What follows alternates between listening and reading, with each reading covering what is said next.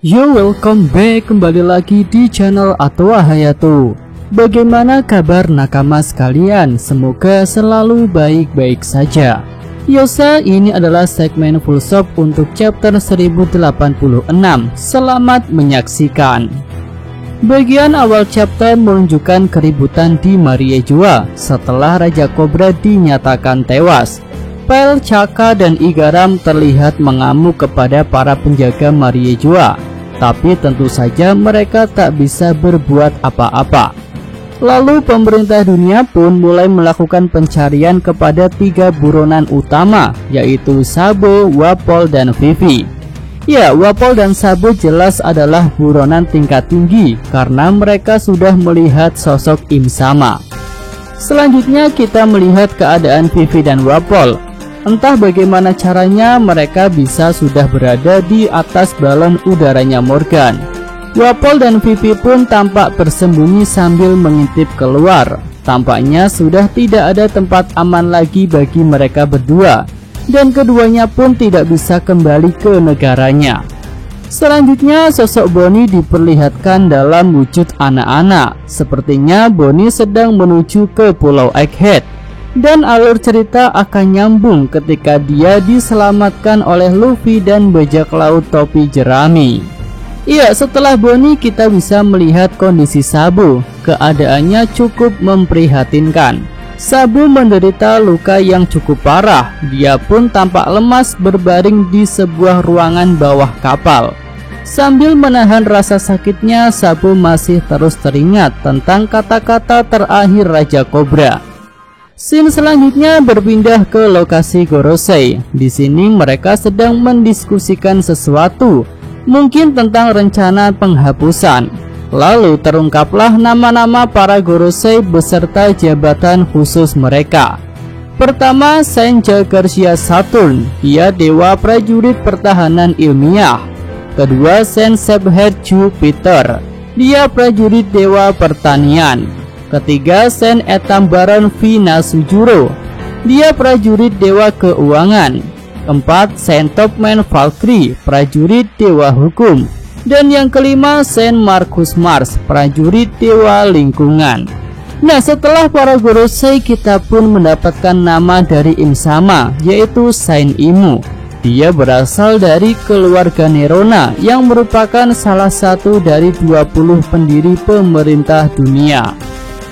Im Sama pun diperlihatkan sedang mendekati suatu tempat. Itu terlihat seperti sebuah tuas panel kontrol.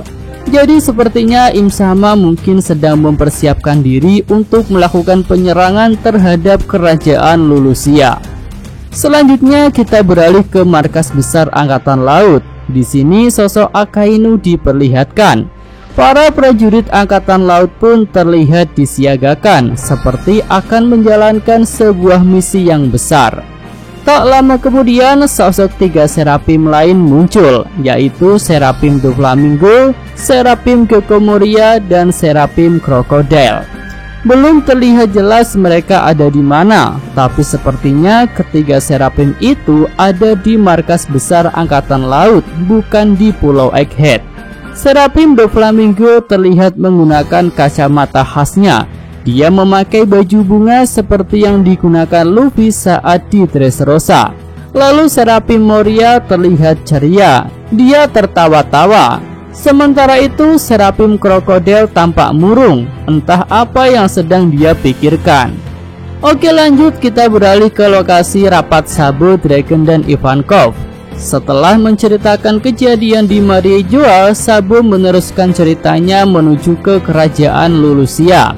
Walaupun dirinya sedang terluka, Sabo langsung berniat untuk menuju kerajaan Lulusia tanpa pulang dulu ke markas.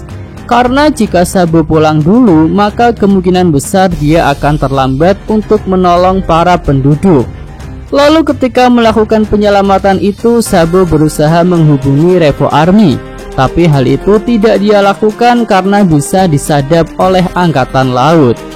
Kemudian di sini terungkap bahwa Im Sama melakukan penyerangan terhadap kerajaan Lulusia menggunakan senjata penghancur yang dibuat oleh Dr. Vegapunk.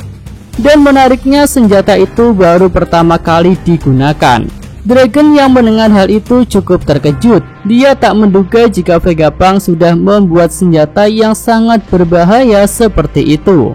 Kita pun bisa melihat bahwa Sabo pergi dari kerajaan Lulusia menggunakan kapal kerajaan tersebut. Selanjutnya Ivankov memberikan komentar tentang cerita Sabo yang terlibat pertarungan dengan Gorosei dan Im Sama.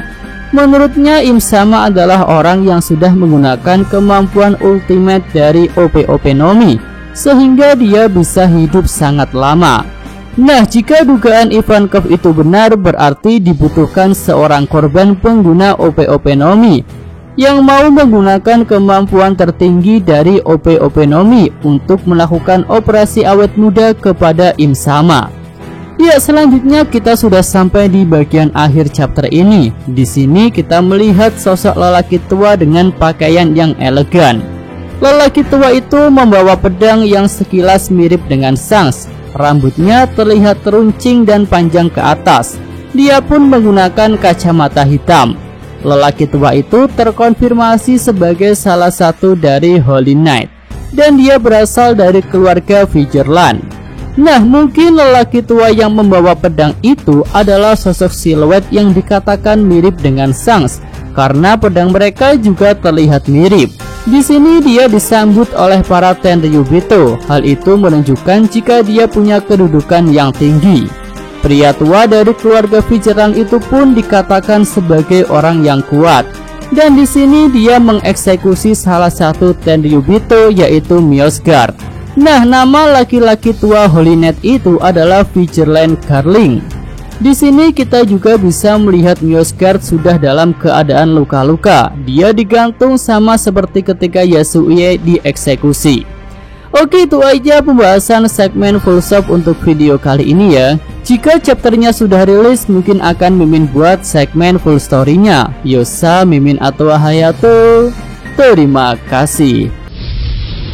Oke, cukup sekian video kali ini. Semoga nakama sekalian menyukainya. Terima kasih udah nonton. Jangan lupa kasih like dan subscribe channel Atowa Hayato. Yo!